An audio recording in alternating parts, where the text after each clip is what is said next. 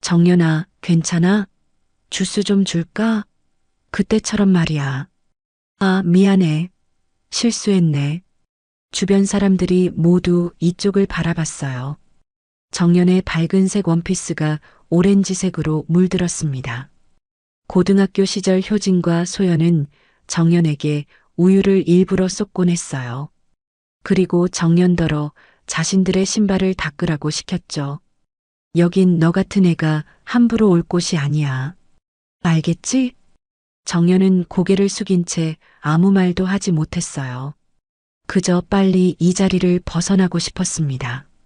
학창 시절이 떠올라 괴로웠지만 꿋꿋이 견디고 있었죠. 갑자기 웅성거리던 파티장이 순간 정적에 잠겼어요. 마치 시간이 멈춘 것 같았죠. 정연 씨의 이야기를 시작하기 전 구독과 좋아요로 함께 응원해 주세요. 공감 가는 댓글은 또 다른 이야기를 만드는 힘이 됩니다. 아침 햇살이 서재 창문을 통해 들어오는 시간, 정연은 늘 그렇듯 조용히 책상 앞에 앉아 있었습니다. 오늘도 원고지 위에 펜을 들고 한 글자 한 글자 정성스럽게 써내려가고 있죠. 49세의 정연은 외향적이지 않은 성격이지만 마음만큼은 누구보다 따뜻한 사람이었어요. 여보, 오늘 회사 창립 10주년 파티가 있다고 했잖아. 꼭 와줘. 남편 강윤석의 목소리가 서재 밖에서 들려옵니다. 59세의 윤석은 강서바이오의 창립자이자 회장이에요. 코로나 시기에 회사가 크게 성장하면서 업계에서 주목받는 인물이 되었죠. 하지만 정연은 그런 화려한 자리를 별로 좋아하지 않았습니다. 정말 가야 할까? 나는 그런 자리가 어색해. 정연이 고개를 들며 말했습니다. 창가에서 들려오는 새소리가 유난히 평화로웠어요. 정연은 이런 조용한 일상을 사랑했습니다. 지역 도서관에서 하는 봉사활동, 모교 장학사업에 꾸준히 참여하는 것도 모두 조용히 자신을 드러내지 않고 해왔죠. 당신이 있어야 완전한 파티가 되는 거야. 이번엔 제발 와줘. 윤석의 간절한 목소리에 정연은 미소를 지었습니다. 결혼한 지 20년이 넘었지만 남편은 여전히 정연의 의견을 존중해 주었어요. 정연은 펜을 내려놓고 창밖을 바라보았습니다.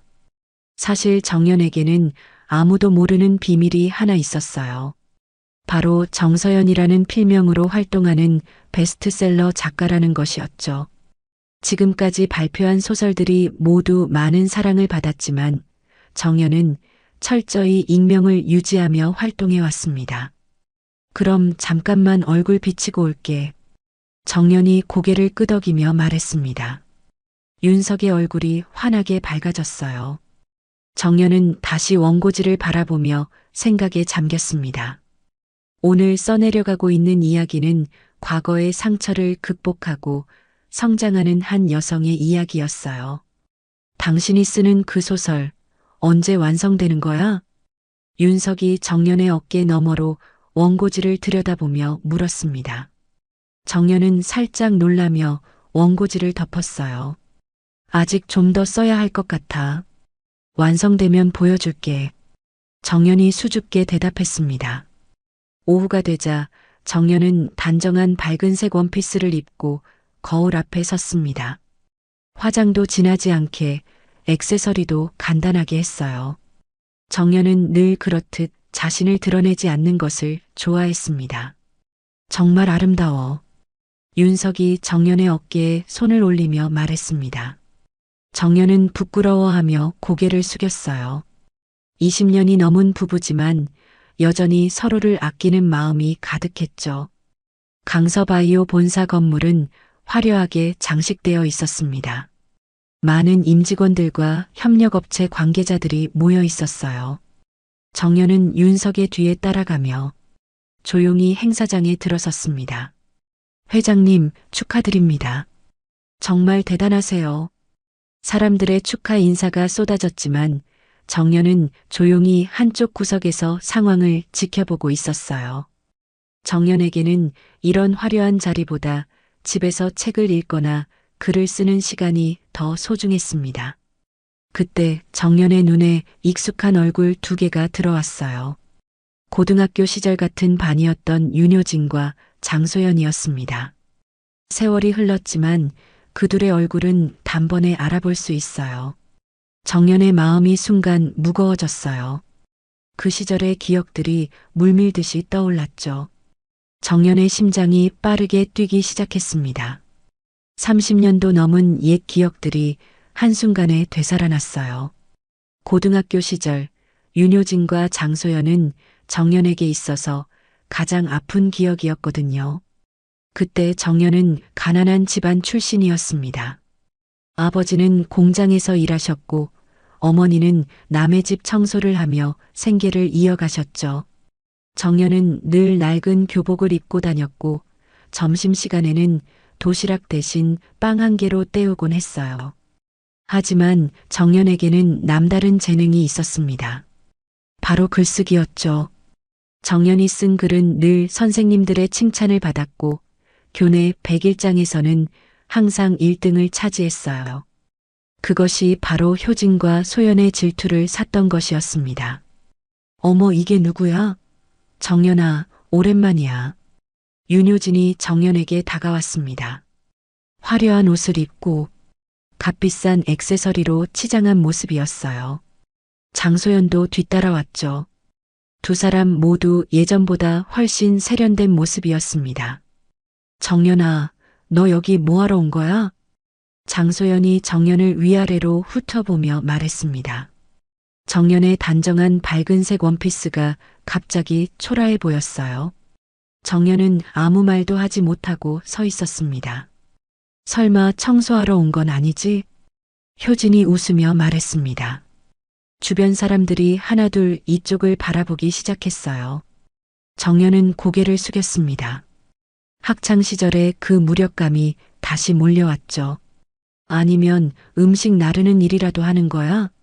그때처럼 말이야. 소연이 비웃으며 말했습니다. 정연은 고등학교 시절 아르바이트를 하며 학비를 벌었어요. 그것도 효진과 소연이 정연을 괴롭히는 이유 중 하나였죠. 정연은 아무 말도 하지 못했습니다.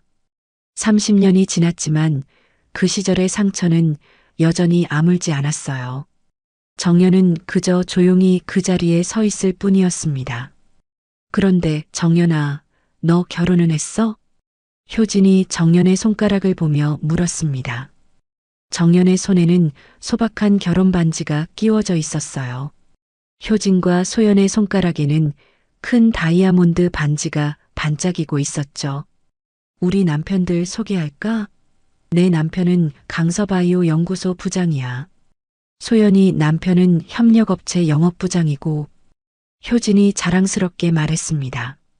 정연은 깜짝 놀랐어요. 효진의 남편이 윤석의 회사에서 일하고 있다는 것을 처음 알았거든요. 정연아, 너는 남편이 뭐 하는 사람이야? 소연이 호기심 어린 표정으로 물었습니다. 정연은 대답하기 어려웠어요. 자신의 남편이 이 회사의 회장이라고 말할 수가 없었죠. 그때 웨이터가 오렌지 주스가 담긴 트레이를 들고 지나가고 있었습니다. 효진이 트레이에 손을 뻗어서 주스를 잡아서 정연에게로 기울였어요. 오렌지 주스가 정연의 어깨 위로 쏟아졌습니다. 정연아, 괜찮아? 주스 좀 줄까? 그때처럼 말이야. 아, 미안해. 실수했네. 효진이 일부러 큰 소리로 말했습니다. 주변 사람들이 모두 이쪽을 바라봤어요. 정연의 밝은색 원피스가 오렌지색으로 물들었습니다. 소연이 비웃으며 말했습니다.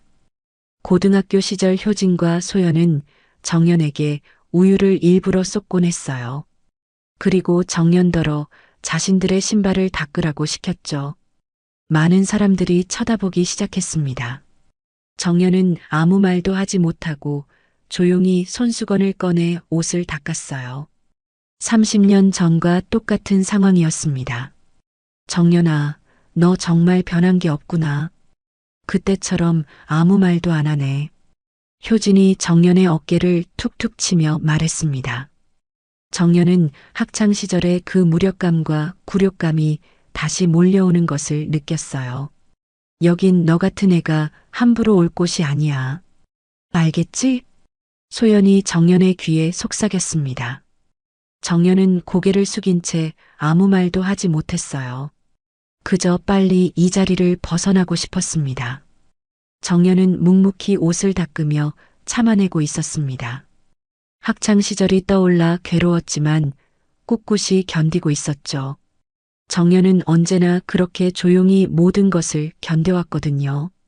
정연이 조용히 손수건으로 옷을 닦고 있을 때였습니다. 갑자기 웅성거리던 파티장이 순간 정적에 잠겼어요. 마치 시간이 멈춘 것 같았죠. 뒤에서 들려오는 발걸음 소리가 점점 가까워졌습니다. 정연은 고개를 들지 못한 채 계속 옷을 닦고 있었어요. 효진과 소연도 뭔가 이상함을 느끼고 뒤를 돌아봤습니다. 여보, 여기 있었구나. 차분하지만 단호한 남자 목소리가 들려왔습니다. 정연이 깜짝 놀라며 고개를 들었어요. 윤석이 정장 차림으로 성큼성큼 걸어오고 있었습니다. 효진과 소연의 얼굴이 하얗게 굳었어요. 윤석의 얼굴을 본 순간 두 사람은 무언가 심상치 않다는 것을 직감했습니다. 당신들은 이게 무슨 짓이야? 윤석의 목소리에는 분노가 담겨 있었어요. 평소 온화한 윤석을 아는 사람들에게는 처음 보는 모습이었죠. 파티장의 모든 사람들이 숨을 죽이고 이 상황을 지켜보고 있었습니다. 회장님? 효진이 떨리는 목소리로 말했습니다. 소연도 입을 다물지 못하고 있었어요. 두 사람은 이제야 상황을 파악하기 시작했습니다. 그 순간 멀리서 두 남자가 급하게 달려왔어요. 바로 효진과 소연의 남편들이었습니다. 파티장의 소란을 듣고 무슨 일인지 확인하러 온 것이었죠. 당신, 지금 이게 무슨 미친 짓이야? 정신 나갔어? 효진의 남편이 효진의 팔을 붙잡으며 다급하게 말했습니다. 연구소 부장인 효진의 남편은 회장이 누구인지 물론 알고 있었어요. 저분이 누구신지 알아? 우리 회장님이시잖아. 효진의 남편이 목소리를 낮추며 다급하게 속삭였습니다. 효진의 얼굴이 더욱 하얗게 질렸어요. 정신 차려. 우리가 누구 회사 덕에 살고 있는데 지금 뭐 하는 거야? 소연의 남편도 마찬가지였습니다. 협력업체 영업부장인 소연의 남편은 강서바이오와의 관계가 얼마나 중요한지 누구보다 잘 알고 있었거든요. 파티장의 모든 시선이 이쪽으로 집중되었습니다. 누군가는 몰래 핸드폰을 꺼내 상황을 촬영하기 시작했어요. 이런 일이 회사 안에서 벌어진다는 것 자체가 큰 사건이었죠. 미안해, 여보. 내가 좀 늦었나? 윤석이 정연에게 다가가서 부드럽게 말했습니다. 정연의 어깨에 묻은 오렌지 주스를 보며 윤석의 표정이 더욱 굳어졌어요. 괜찮아. 정연이 고개를 저으며 말했습니다. 여전히 조용한 목소리였지만 윤석에게는 정연의 마음이 상한 것이 느껴졌어요. 회장님, 별일 아닙니다. 별일이 아니라고? 내 아내에게 이런 짓을 하고도 별일이 아니야?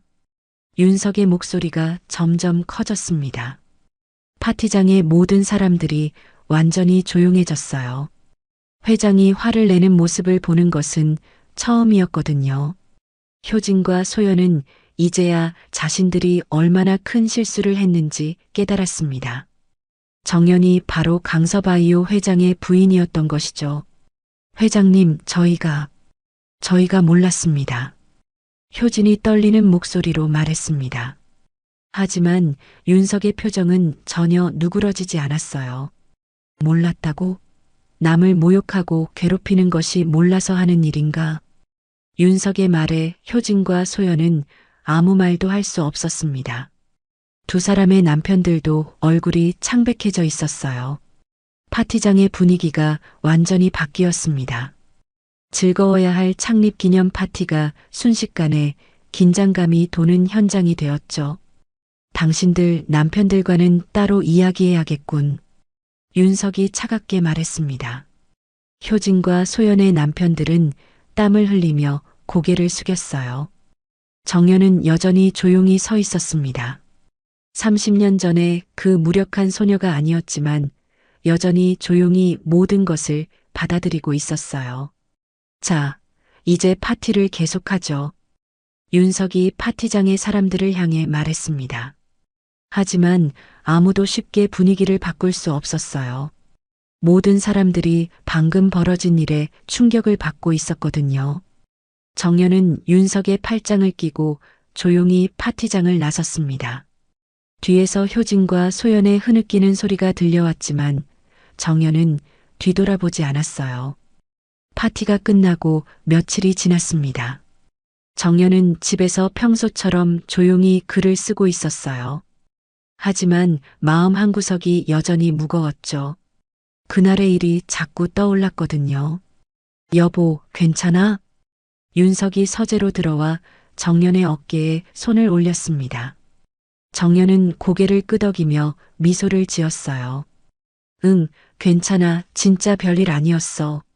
하지만 윤석은 정연의 마음을 알고 있었습니다. 20년을 함께 산 부부였으니까요. 정연이 아무렇지 않은 척하고 있지만 마음의 상처를 받았다는 것을 알 수 있었어요. 그때 윤석의 핸드폰이 울렸습니다. 회사에서 온 전화였어요. 윤석의 표정이 점점 굳어졌습니다. 뭐? 게시판에 뭐가 올라왔다고?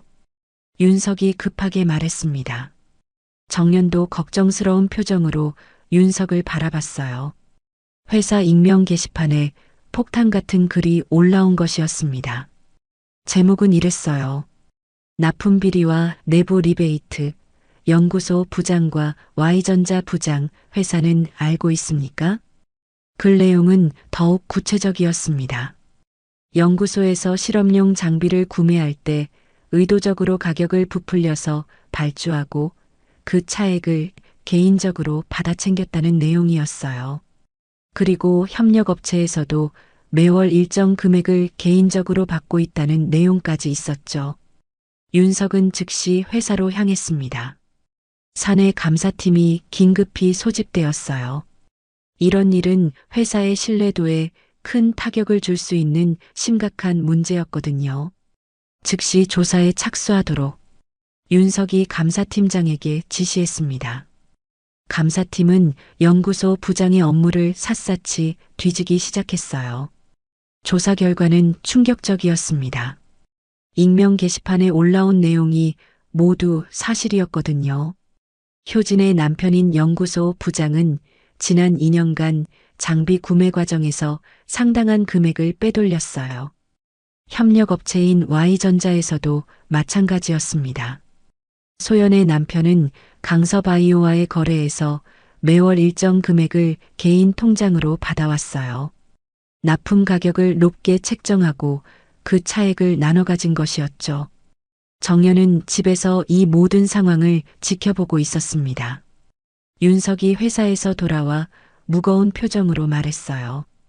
정말 어처구니 없는 일이야.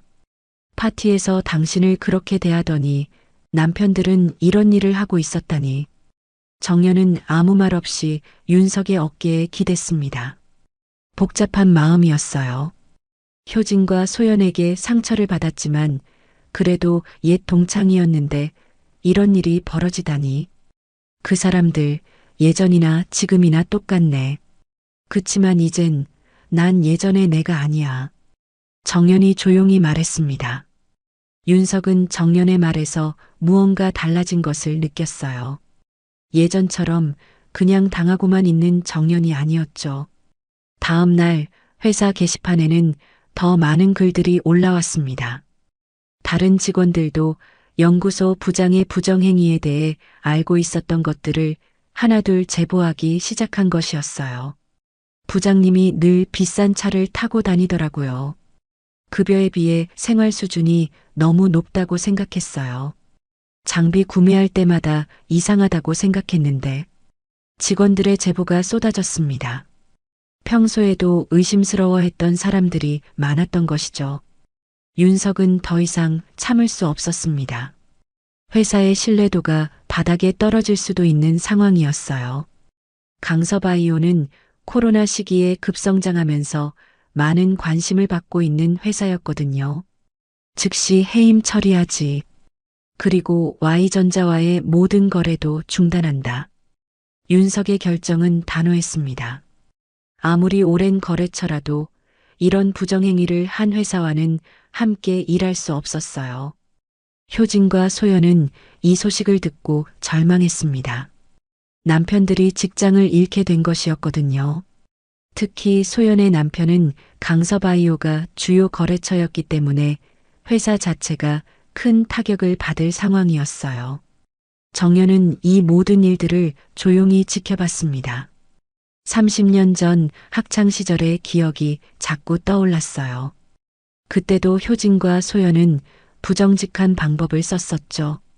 교내 글짓기 대회에서 정연이 우승을 했을 때 효진과 소연은 선생님에게 뇌물을 주고도 상을 받지 못했어요. 그래서 더욱 정연을 괴롭혔던 것이었죠. 사람은 쉽게 변하지 않는구나. 정연이 혼잣말로 중얼거렸습니다. 그리고 다시 원고지 앞에 앉았어요. 오늘도 써야 할 이야기가 있었거든요. 감사 결과가 나온 지 일주일 후 강서바이오는 공식 발표를 했습니다. 연구소 부장 해임과 Y전자와의 거래 중단이었어요. 회사 내부는 물론 업계 전체가 이 소식에 주목했죠. 효진의 남편은 그날 오후 개인 물품을 챙겨 회사를 떠났습니다. 20년간 다닌 회사에서 이런 식으로 쫓겨나게 될 줄은 꿈에도 몰랐어요. 동료들의 시선이 따가웠지만 할 말이 없었죠. 여보, 이제 어떡하지? 효진이 울먹이며 남편에게 물었습니다. 아이들 교육비, 집 대출, 생활비까지 모든 것이 남편 월급에 의존하고 있었거든요. 모르겠어. 이 나이에 다른 회사에서 받아줄지도 의문이야. 내가 정연이한테 가서 사정을 해볼까? 회장님이 그런 게 통할지. 효진의 남편이 한숨을 쉬며 대답했습니다. 50대 중반의 나이에 업계에 소문이 안 좋게 퍼진 상태로 새 직장을 구한다는 것은 하늘의 별 따기였어요. 한편 소연의 상황은 더욱 심각했습니다. Y전자는 매출의 60%를 강서바이오에 의존하고 있었거든요. 거래가 중단되면서 회사 자체가 존폐 위기에 몰렸어요. 부장님, 회사가 정말 망하는 건가요? 직원들이 소연의 남편에게 물었습니다. 하지만 소연의 남편도 답을 할 수가 없었어요. 이미 은행에서는 대출 연장을 거부했고 다른 거래처들도 하나둘 발을 빼고 있었거든요. 회사 커뮤니티에는 두 사람에 대한 이야기가 연일 올라왔습니다.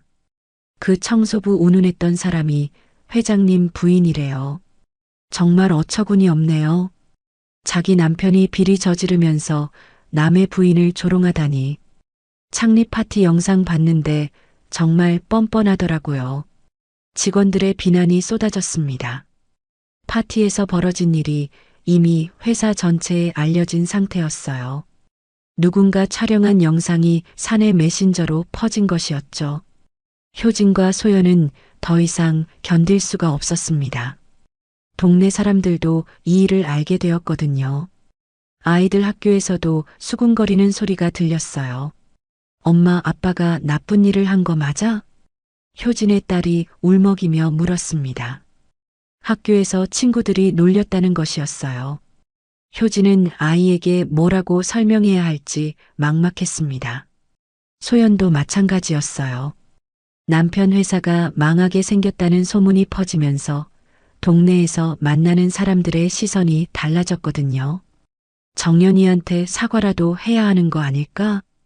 효진이 소연에게 말했습니다. 하지만 어떻게 연락을 취해야 할지 막막했어요. 30년 만에 만난 자리에서 그런 일을 저질렀는데 무슨 면목으로 사과를 한다는 말인지. 그런데 정연이가 진짜 강서바이오 회장 부인이었다니. 소연이 한숨을 쉬며 말했습니다. 두 사람은 정연이 여전히 가난하게 살고 있을 거라고 생각했거든요. 업계에서도 이 사건은 큰 화제가 되었습니다. 강서바이오의 강력한 대응이 다른 회사들에게도 경각심을 주었어요. 부정행위에 대해서는 일절 타협하지 않겠다는 의지를 보여준 것이었죠. 강 회장 참 대단하네. 오랜 부하 직원이고 거래처였는데도 단칼에 정리했어. 그래야 회사가 오래 가는 거지. 한번 넘어가면 또 벌어지는 법이야. 업계 관계자들은 윤석의 결정을 높이 평가했습니다. 코로나 시기에 급성장한 회사들 중에는 관리가 소홀해서 문제가 생기는 경우가 많았거든요. 정연은 이 모든 상황을 조용히 지켜보고 있었습니다. 윤석이 회사 일로 바쁜 동안 정연은 혼자 많은 생각을 했어요. 그때 그 사람들이 나한테 했던 일들이 떠오르네. 정연이 혼잣말로 중얼거렸습니다. 고등학교 시절 효진과 소연은 늘 부정직한 방법을 썼어요. 숙제를 베끼거나 시험에서 컨닝을 하거나 선생님에게 거짓말을 하거나. 하지만 정연은 늘 정직했습니다. 가난해도 떳떳했고 어려워도 바른 길을 걸었어요. 그런 정연을 효진과 소연은 바보라고 비웃었죠. 결국 정직한 사람이 이기는구나. 정연이 미소를 지으며 말했습니다. 30년이 지나서야 증명된 일이었지만 결국 진실은 드러나는 법이었어요. 그로부터 한 달 후 강서바이오 1층 로비에는 특별한 행사 준비가 한창이었습니다. 출판 기념회를 위한 세팅이었어요. 직원들은 누구의 출판 기념회인지 궁금해했죠. 작가 정서연이라고 하던데 누구지? 베스트셀러 작가래. 회장님이 직접 장소를 제공해 주신다고 하더라고. 직원들이 수군거렸습니다. 정서연이라는 이름은 누구나 한 번쯤 들어본 유명한 작가였거든요. 특히 중년 여성들 사이에서는 엄청난 인기를 누리고 있었어요. 정연은 서재에서 마지막 원고를 정리하고 있었습니다. 오늘 발표할 책의 제목은 그때 그 자리에 두고 온 것은 추억이 아니었습니다였어요. 자신의 학창 시절과 최근의 경험을 바탕으로 쓴 소설이었죠. 여보, 긴장되지? 윤석이 정연의 서재로 들어와 물었습니다. 오늘은 정연이 처음으로 자신의 정체를 밝히는 날이었거든요. 좀 떨려. 그동안 숨겨온 비밀을 밝히는 거니까. 정연이 솔직하게 대답했습니다. 그동안 정서연이라는 필명으로만 활동해 왔는데 오늘부터는 모든 것이 달라질 것이었어요. 오후 2시 강서바이오 1층 로비에는 많은 사람들이 모였습니다. 직원들뿐만 아니라 언론사 기자들, 독자들까지 참석했어요. 베일에 가려져 있던 정서연의 출판 기념회라는 소식이 알려지면서 많은 관심을 받았거든요. 정연은 단정한 베이지색 정장을 입고 무대 위에 올랐습니다. 마이크 앞에 서자 갑자기 모든 것이 조용해졌어요. 안녕하세요. 저는 작가 정서연입니다. 정연의 목소리가 로비 전체에 울려 퍼졌습니다. 직원들은 깜짝 놀랐어요. 회장 부인이 바로 그 유명한 정서연 작가였다니. 그동안 제 정체를 숨기고 활동해 왔습니다. 오늘 이 자리에서 처음으로 여러분께 인사드리게 되었네요. 정연이 차분하게 말했습니다. 관객들 사이에서 웅성거리는 소리가 들렸어요. 이번에 출간한 그때 그 자리에 두고 온 것은 추억이 아니었습니다는 제 개인적인 경험을 바탕으로 한 소설입니다. 정연이 책을 들어보이며 설명했습니다. 표지에는 학교 복도를 걷는 한 소녀의 뒷모습이 그려져 있었어요. 이 소설은 과거의 상처를 딛고 일어서는 한 여성의 이야기입니다. 때로는 우리가 그때 그 자리에 두고 온 것이 추억이 아니라 상처일 수도 있어요. 하지만 그 상처마저도 우리를 성장시키는 밑거름이 된다는 메시지를 담았습니다. 정연의 말에 관객들이 고개를 끄덕였습니다. 많은 사람들이 공감하는 이야기였거든요. 책 뒷면에는 저자 소개가 적혀 있었습니다.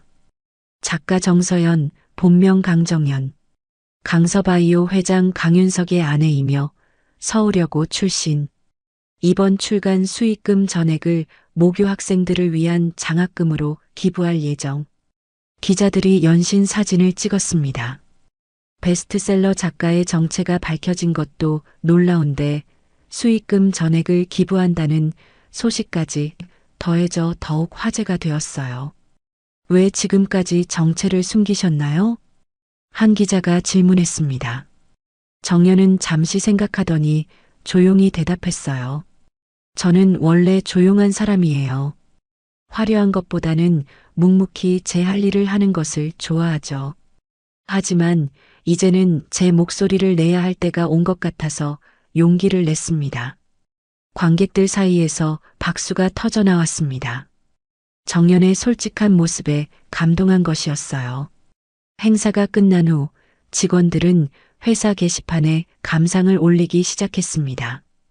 정서연 작가님이 우리 회장님 부인이었다니 정말 놀라워요. 책 읽어보니 정말 감동적이에요. 저도 학창 시절에 힘들었던 기억이 있는데 위로가 되네요. 수익금을 모두 기부하신다니 정말 존경스러워요. 한편 효진과 소연은 이 소식을 듣고 충격에 빠졌습니다.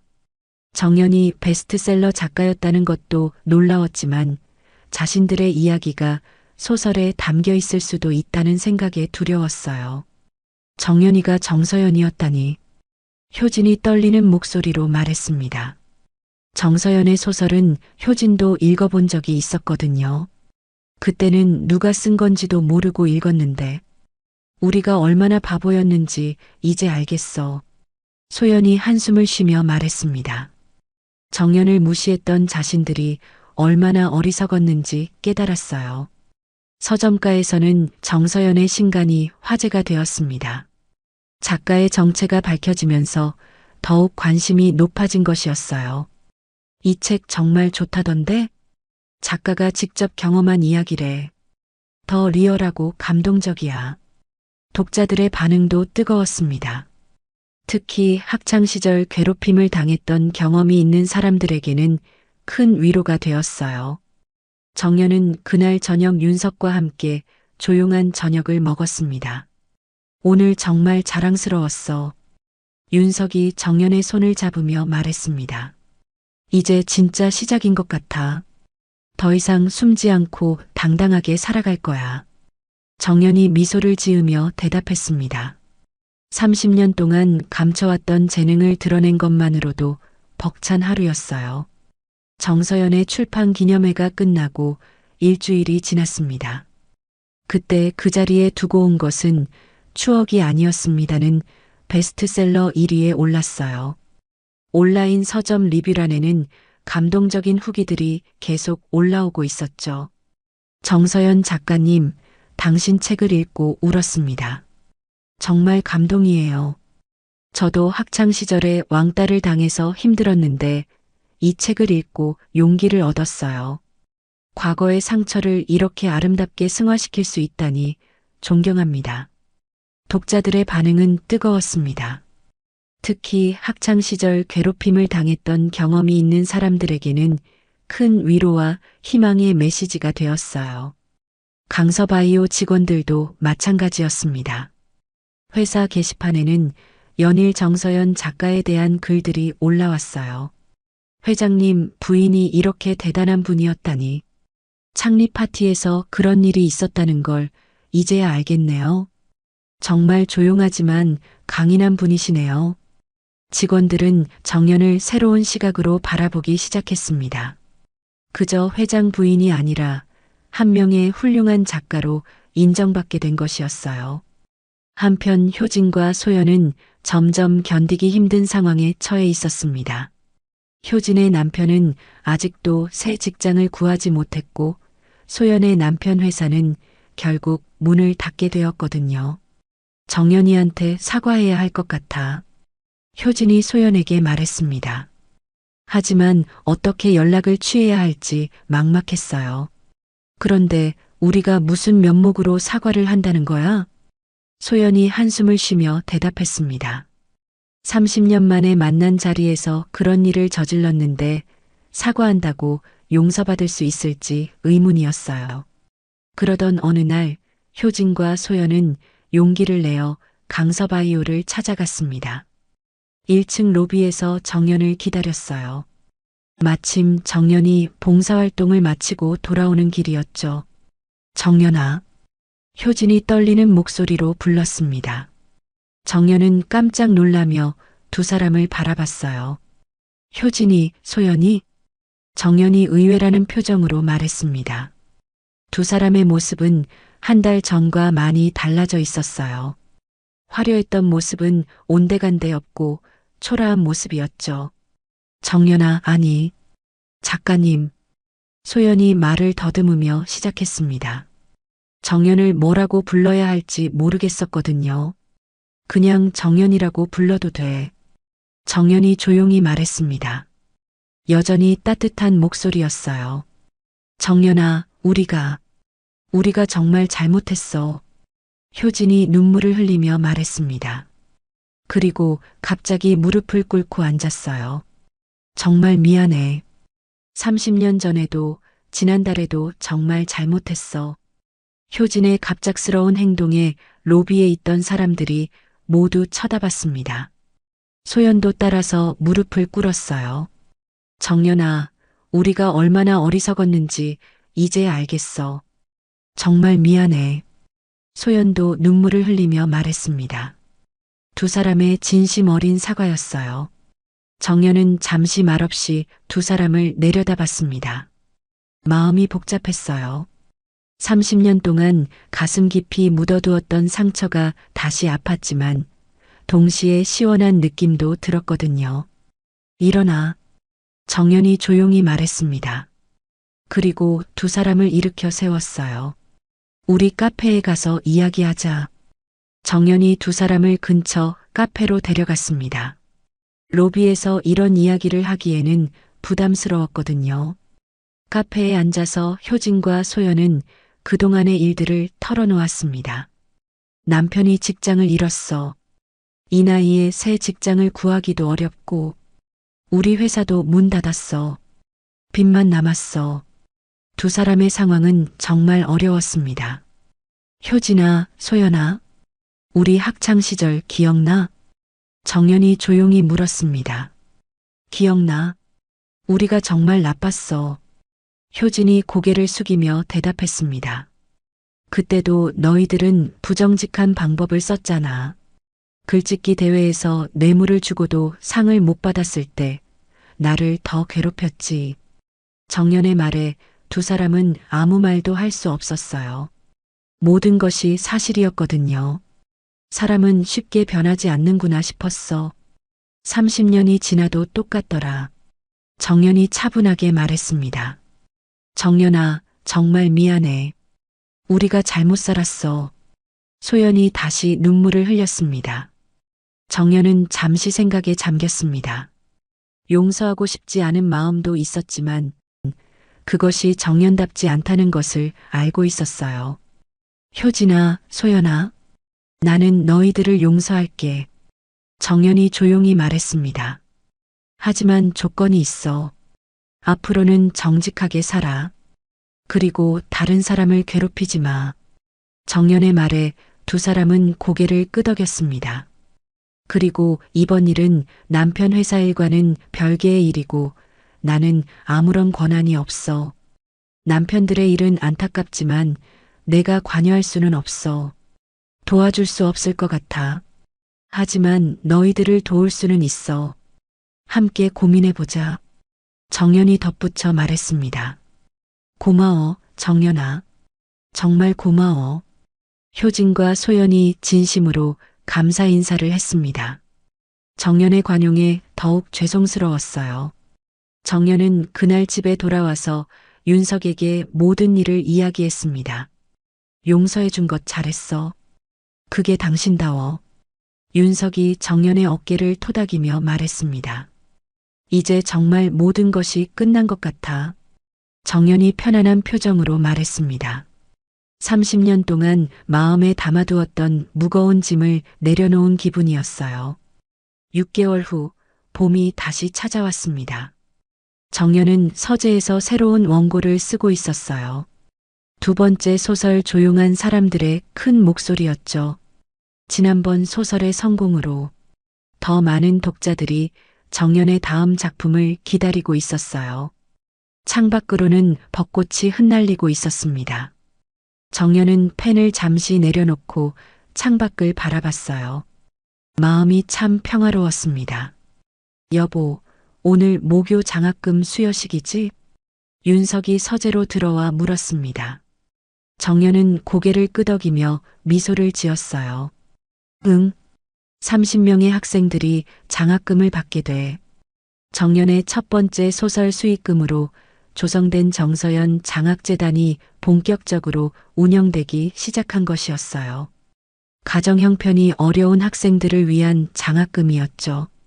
오후 2시 서울여고 강당에는 많은 사람들이 모여 있었습니다. 장학금을 받는 학생들과 학부모들, 그리고 선생님들까지 참석했어요. 강당 앞에는 현수막이 걸려 있었습니다. 정서연 장학재단 제1회 장학금 수여식 정직한 사람이 이기는 세상을 위하여. 정연은 단정한 흰색 블라우스를 입고 무대에 올랐습니다. 30년 전 이 학교를 졸업할 때는 상상도 못했던 일이었어요. 안녕하세요. 정서연 장학재단 이사장 정연입니다. 정연의 목소리가 강당에 울려 퍼졌습니다. 학생들이 박수를 쳤어요. 저도 이 학교 졸업생입니다. 학창시절 어려웠던 기억이 있지만 그 경험이 지금의 저를 만들었어요. 정연이 차분하게 말했습니다. 강당에 앉아있던 학생들이 진지하게 들었어요. 여러분 중에도 힘든 상황에 있는 친구들이 있을 겁니다. 하지만 포기하지 마세요. 정직하게, 꾸준히 노력하면 반드시 길이 열립니다. 정연의 말에 학생들의 눈이 반짝였습니다. 특히 장학금을 받는 학생들은 감동의 눈물을 흘렸어요. 장학금 수여식이 끝난 후 정연은 학교 뒤뜰의 벤치에 앉았습니다. 30년 전 자주 앉아서 책을 읽던 자리였어요. 그때는 혼자 외로웠지만 지금은 마음이 가득 찼습니다. 선생님, 한 학생이 정연에게 다가왔습니다. 오늘 장학금을 받은 1학년 학생이었어요. 저도 선생님처럼 작가가 되고 싶어요. 학생이 수줍게 말했습니다. 정연은 따뜻하게 미소 지었어요. 그럼 열심히 써봐. 그리고 많이 읽어. 무엇보다 정직하게 살아야 해. 정연이 학생의 머리를 쓰다듬으며 말했습니다. 한편 효진과 소연은 각자의 자리에서 새로운 삶을 시작하고 있었습니다. 효진의 남편은 작은 회사에서 새 출발했고 소연의 남편도 다른 일을 찾아 열심히 일하고 있었어요. 두 사람 모두 예전보다 훨씬 겸손해졌습니다. 정연이 책 읽어봤어? 효진이 소연에게 물었습니다. 정연의 신간 소설이 출간되었거든요. 응, 정말 좋더라. 우리 이야기도 나오던데. 소연이 대답했습니다. 정연은 두 번째 소설에서도 과거를 용서하고 앞으로 나아가는 이야기를 썼어요. 정연이가 정말 대단해. 우리 같은 사람들까지 용서해주고. 효진이 감사하는 마음으로 말했습니다. 강서바이오도 변화하고 있었습니다. 정연의 영향으로 회사 내 윤리 경영이 더욱 강화되었어요. 직원들은 정연을 존경했고 회사 분위기도 한층 밝아졌습니다. 우리 회사가 정말 좋아졌어. 회장님 부인 덕분이야. 정말 멋진 분이셔. 직원들은 정연을 진심으로 존경했습니다. 출판계에서도 정연은 화제의 인물이 되었습니다. 조용했던 작가가 세상에 나와 큰 반향을 일으킨 것이었죠. 정서연 작가의 다음 작품도 기대되네요. 정말 진정성 있는 작가예요. 독자들과 평론가들의 반응도 뜨거웠습니다. 정연은 그날 저녁 윤석과 함께 조용한 산책을 했습니다. 강서바이오 근처 공원이었어요. 요즘 정말 행복해 보여. 윤석이 정연의 손을 잡으며 말했습니다. 응. 이제야 진짜 내 모습으로 살고 있는 것 같아. 정연이 환하게 웃으며 대답했습니다. 다음 책은 뭘 쓸 거야? 윤석이 궁금해하며 물었습니다. 사랑 이야기를 써볼까 해. 우리 같은 정연이 수줍게 말했습니다. 윤석의 얼굴이 빨갛게 달아올랐어요. 며칠 후 정연은 다시 모교를 찾았습니다. 장학재단 운영회의가 있었거든요. 회의가 끝난 후 정연은 혼자 교정을 걸었어요. 그때 운동장에서 아이들이 뛰어노는 모습이 보였습니다. 웃음소리가 정연의 귀에 들려왔어요. 정연은 벤치에 앉아 그 모습을 바라봤습니다. 저 아이들이 건강하게 자랐으면 좋겠어. 정연이 혼잣말로 중얼거렸습니다. 그리고 가방에서 노트를 꺼내 새로운 이야기를 써내려가기 시작했어요. 조용했던 정연이 세상을 바꾸고 있었습니다.